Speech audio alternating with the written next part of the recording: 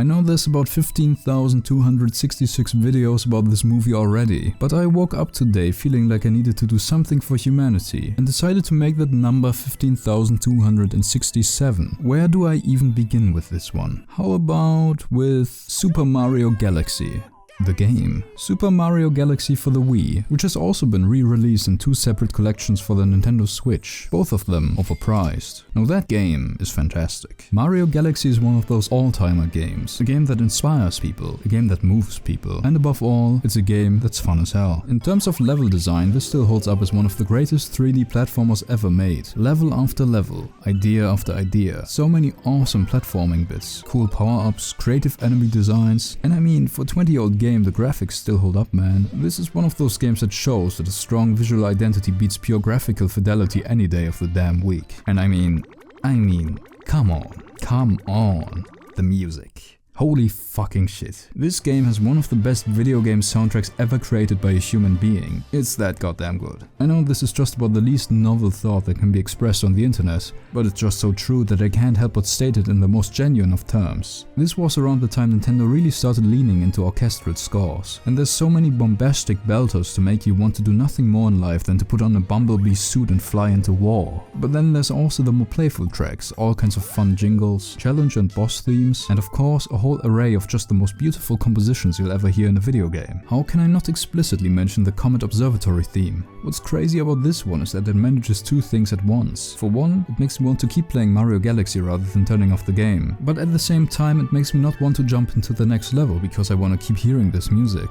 Even the first Mario movie put the Gusty Garden Galaxy theme into the credits because they knew that nothing beats that. And then, the story. This game has no story. Well, basically anyway. It actually does have a weirdly cinematic intro sequence, but it's basically just Peach getting kidnapped and Mario saving her, as always. But what has always intrigued me about this game is that it's so good that it makes you feel like it has a story. The way you shoot through galaxies while the greatest score you've ever heard is playing is, in itself, a greater story than most video games tell in thousands of words. And to be quite fair, there is a story that is told in words here, and in pictures as well. That is Rosalina's backstory, which is beautifully told in the form of a picture book. So honestly, a movie based on Mario Galaxy, in my opinion, wasn't even such a bad idea. And at this point I do want to mention, not such a bad idea in the sense of creating art, you know, a movie. Obviously it was a great idea when it comes to printing money. This movie is gonna make $1 galaxillion, we all know that. But yeah, I could imagine a theoretical, potential Mario Galaxy movie that leans a little bit more into the subtlety of certain parts of the game. Like you could start the film with something akin to Rosalina's storybook backstory, have the movie focus a lot more on her as a character. Hell, you could maybe draw something out of her background in Bowser and Bowser Jr.'s relationship, you know? Have some themes. Like any, at all, maybe. And just have some quieter moments in there. When Space Bro, look around you, this shit is beautiful. What are we doing in Walt's Casino? This isn't Super Mario Bros. 2, what the fuck is Star Fox doing here? I don't know, it could have been nice to live in a world where the Super Mario Galaxy movie is a Super Mario Galaxy movie, rather than an advertisement for every single Nintendo property ever made. That's not to say I hated every part of it. I didn't start stabbing my fingers because I was so physically uncomfortable. Yeah, the visuals were pretty great, and the music was fantastic. That is the one thing that would have really confused me if it had been bad. The amount of licensed music was fortunately kept to a minimum, and the arrangement and medleys based on game music were great. But yeah, the movie itself is certainly, well, let's say flawed. One of the most interesting things about this movie to me, frankly more interesting than the movie itself, is its critical reception. Critics fucking hate this movie, man. It's got a lower metascore than pretty much every live-action Disney remake. That's pretty bad. Though I guess it's only a 10-point drop-off when compared to the first one. I do gotta talk about honestly probably the man who has most motivated me to make this vomit stain of a video. Maybe the greatest hater of this movie, one Kevin Maher from The Times, who wrote this awesome review of the Mario Galaxy movie. I think my favorite part of finding out about this guy though, was seeing that the third Sonic movie apparently also prompted him to commit self-harm. I do feel like at that point it says more about the man than about the movie, but I do respect a piece of art when I see it. In fact, this review might be a more memorable piece of art to me than the Mario Galaxy movie. Now, I do wanna say, just because this man created such a great piece of art doesn't mean he's infallible. He did give Mufasa the Lion King a 10 out of 10, which I believe in most circles immediately voids your right to be a movie critic and puts you into the ranks of Armand White in terms of trustworthiness. But as an artist, he did really reach his peak with this one. Genuinely though, this has to be the only human being on the planet who gave Mufasa a 10 10 while giving Mario Galaxy and Sonic 3 zeros. What a collection of scores that is. I do want to mention one more review I saw here, which is another negative review which stands in contrast to this work of art I cited just now, as this one is kind of fucking irritating. This review states that the Mario Galaxy movie feels AI generated, or in fact is worse than AI generated, to which I must say you, sir, are a person of no willpower and have surrendered your mind to the clankers under near no pressure at all. Saying that the Mario Galaxy movie is worse than AI reeks, in my view, of anti-human sentiment, though it feels even more like some sort of knee-jerky catastrophizing bullshit. This movie has many flaws, and I think it's fair to despise it. And I do also think it can be somewhat fair to potentially draw parallels between shoddily written movies and AI writing. But I think genuinely, if you compare the beautiful animation of this movie that dozens of real people will have slaved away at to create with some fucking Sora AI slop, then you may have already abandoned your humanity. In a sea of lame, embarrassing and cringy takes, this one really stands supreme. Speaking of cringy takes, I do also want to mention the Mario Galaxy movie fans, who I have had the pleasure of witnessing mostly through Reddit. You know, all kinds of different Mario and Nintendo subreddits. I do have to preface, I don't want to rag on them too much, and really it's all meant in good fun and whatever. Especially considering like 90% of them are almost certainly not above the age of 14. But it has gotten a bit old always seeing the same pattern for every single piece of media that is highly anticipated. Every time there's bad reviews of something, these fanbases become the most offensive, insecure babies. It's a woefully overused term, I know, but this stuff is just genuinely cringy to me. Like, it has me physically cringing when I read it. And I mean, I've been reading some Epictetus lately. I'm trying to apply some of that stoic wisdom to my life. As he once said, if you must be affected by other people's misfortunes, show them pity instead of contempt. Drop this readiness to hate and take offense. Who are you to use those common curses, like these damned fools, etc.? Let them be. Since when are you so intelligent as to go around correcting other people's mistakes? But I mean, Epictetus didn't expect there to be some cringy shit like this, did he? I think the funniest and probably most common posts are those, I just saw the movie and it's totally awesome. Well, critics, what do you say now? Type of posts. Very embarrassing, but I suppose also interesting in a human condition sort of way. What drives a man to post this? Well, it might not have been a man at all. I hope this poster is 12 anyway, for the sake of all of us. But I mean, is this just pure insecurity? I mean, it's fine to feel insecure sometimes, but does it have to be displayed in such an embarrassing way? It was the same when Crimson Desert released just the other day. It's always this pathetic obsession with what some random critics think about some piece of media. You can have your opinion, you can enjoy whatever you want to enjoy. Why do you have to take these lame shots at other people? I don't care what critics are saying, I am having a blast. But you do care what critics are saying, otherwise you wouldn't be saying that you don't care what critics are saying. You wouldn't even be mentioning them. The thing is, I don't think it's entirely unjustifiable to feel slight negative emotions when someone absolutely shits on something you love. Like, I don't think I do that often really. Like, if someone comes up to me and tells me how much they think the Yakuza franchise sucks, well, I mean, I kinda get it, it's not for everyone, but I can see how it might at least slightly affect you. I guess every now and then when I see completely horrific take on something I like, I do get this internal knee-jerk reaction inside my chest before suppressing it after a fraction of a second. Also, it's completely fair to take issue with reviews that completely misrepresent things or just baselessly slander a piece of media. Especially if it's something smaller that probably won't get that many reviews, where one or two terrible reviews can really fuck up their critical reception. But I mean, we're talking about the Mario Galaxy movie here. But yeah, critics are one thing, but just opinions in general on the internet? Well, let's be real, none of us will ever start just shutting the hell up about things. Like, I mean, where are we right now? We're on the internet, in lobotomy world. You know, one time a person I was talking to, you know, in real life, someone I didn't know that well, they mentioned that they really liked that Lord of the Rings show, the Sword of Sauron or whatever. And I could have been like, wow, why are you watching that piece of shit show making the Lord of the Rings franchise and all that stuff? But you know what I said? Oh yeah, I've heard of that, looked interesting. You don't have to lie and say you enjoy stuff you don't like, but in real life you also don't gotta let everyone know how much you hate the shit they like. I've been around people like that before and,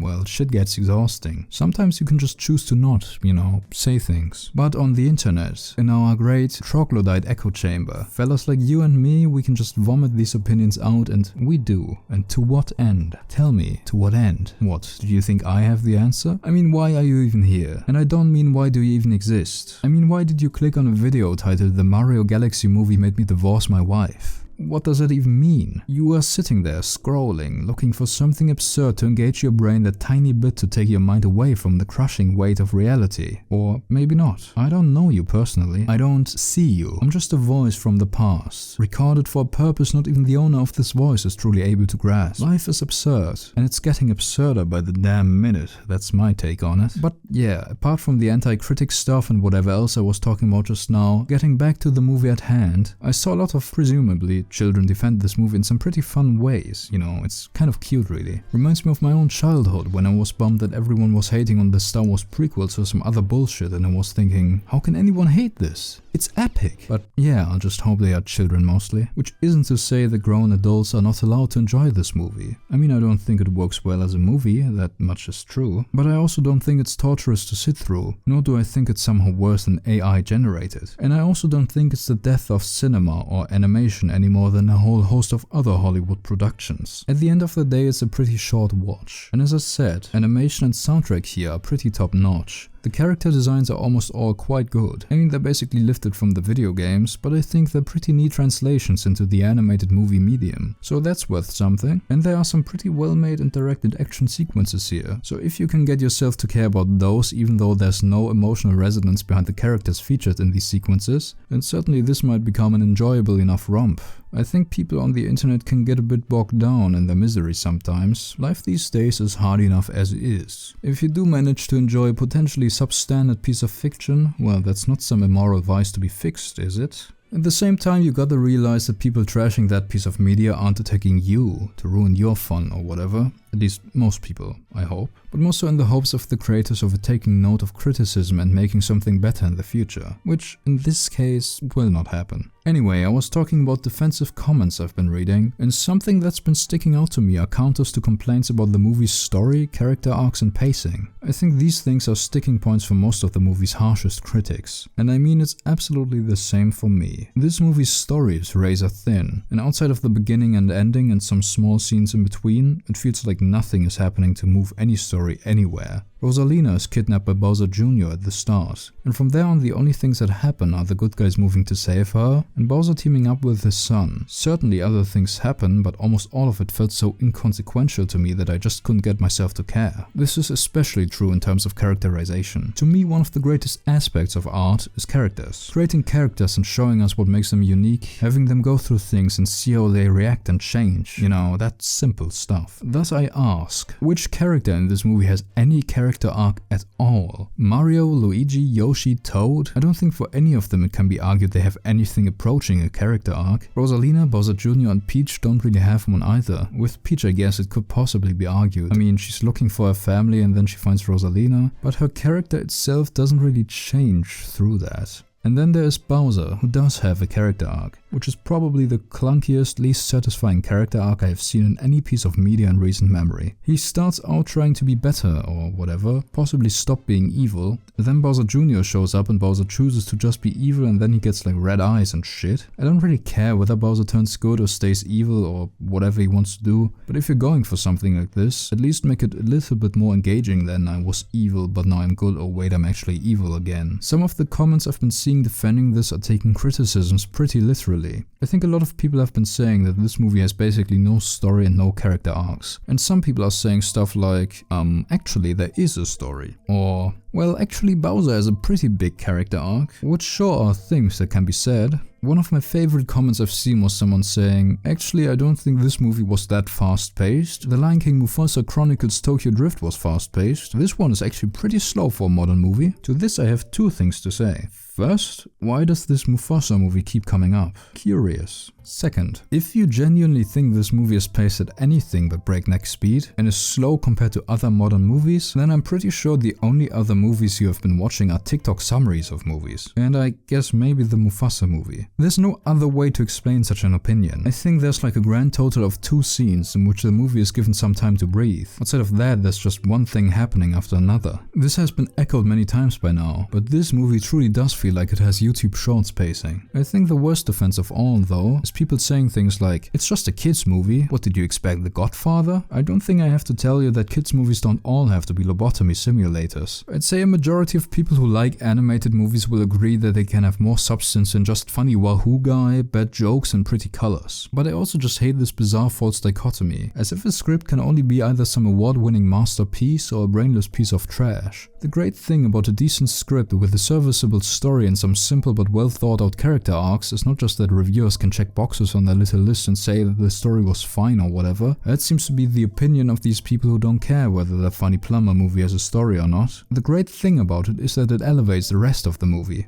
Action scenes are suddenly much more engaging when you actually care about the characters and what they're going through. A good example is something like Megamind, which is a silly movie about some blue guy with a big head who loves being evil. But what differentiates that movie from the Mario Galaxy movie is that the main character actually goes through an arc. Most scenes are in service of progressing his arc and the story, and the main antagonist is born out of the protagonist's own behavior caused by his flaws. So when he has to finally face the antagonist using all kinds of techniques that have been built up and foreshadowed at earlier points of the movie, there's an immense sense of catharsis. You don't get anything like that in this movie. Obviously there's more than one way to write an animated movie, but I mean, maybe try finding a way to give these characters some stakes in the story beyond, I like Peach and she's trying to find her sister, so I guess I'm along for the ride. Or I am Mario's brother who likes Peach and she's trying to find her sister, so I guess I'm along for the ride. Or I am Yoshi, so I guess I'm along for the ride. I think the example of Megamind is fitting, especially considering Bowser was said to have a potentially similar character arc. Even if it had gone into the other direction with him staying evil at the end, that's fine, but they didn't even try to make it have some gravitas. He's just flip-flopping, and by the end even the characters seem to have forgotten it ever happened. I think this lack of payoff for anything is most clear in the end fight. And don't get me wrong, I can see how you could enjoy this fight at the end, it's a pretty fun little scene. But nothing that happens here is really telegraphed in any way before. Bowser Jr. loses because he creates the dragon from Mario Odyssey, which then eats him, and gives Mario the chance to save Bowser's son. This is a fine way to end it, except there was no indication, ever, that there was any reason to believe his paintbrush's creations would turn on him, which is like screenwriting 101. It's such a flaccid way to end the movie's main conflict, and if the scriptwriters don't seem to care about what is happening, then why should I? I feel like they could have done something involving Wart, who appears in the middle of the movie, and is then relegated to having one more appearance, being on Bowser's zoom screen in the background of one scene. I feel like having someone like him as a twist villain at the end could have been a decent way to end the conflict while also maybe actually finishing Bowser's arc. I don't know, could have even done something like revealing that Junior bought the paintbrush from Wart, and that he manipulated it to go haywire. Just something, anything that actually telegraphs Junior's downfall and makes the movie have some more connective tissue between scenes. I mean, maybe that idea sucks too, but I'm sure there's some way to make things feel like they have even a little bit of weight here. But even then, there's a whole lot more you would need to do to make this story reach the status of serviceable. You know, I love Shiggy and the games he has made. He basically has a free pass for making shit decisions after all he has done for the medium of video games. But honestly, I feel like with Shiggy and Illumination, this is the meeting of the masters of disrespecting the art of storytelling. Illumination is a merchandise studio, and Shiggy will probably strip back the story of every Nintendo game to wahoo bing bong if given the chance. Thus, I don't really think there ever could have been a version of this movie where these problems don't exist. I haven't even mentioned Fox McCloud, by the way, who for some reason is a character in the Mario Galaxy movie. To be fair, he was probably the most fun character, and made me think that I'd rather just be watching a Star Fox movie instead. I feel like that one at least would stand the chance of not getting bogged down by the immense history of 40 years of Mario games having to be referenced within a 90-minute long movie. He didn't really feel like he had great stakes in the story either, and just kinda amounted to being a cool guy, but at least his introduction was kinda neat, even though it was basically just an advertisement for the leaked Star Fox game. Oh well. There's a bunch of other things to mention, like the fact that it feels like characters are just constantly teleporting to where the plot needs them to be, or scenes like the T-Rex baby stuff that feel completely superfluous to the movie's narrative. Some of these scenes really did have me just completely mentally checked out, which sure is an indictment considering the movie runs for less than 100 minutes, but I think I have said enough. Not like there aren't another 15,000 videos talking about this movie. Anyway, at the end of the day, I think this movie is kinda bad, but it's bad in a fine way. I almost somewhat enjoyed being a slobbering zombie while consuming popcorn at the theater, and I feel like for some strange reason this movie actually delivers a lot of stuff to talk about. I don't know, I feel like it's bad not in a completely incompetent way, but also not in an utterly soulless way.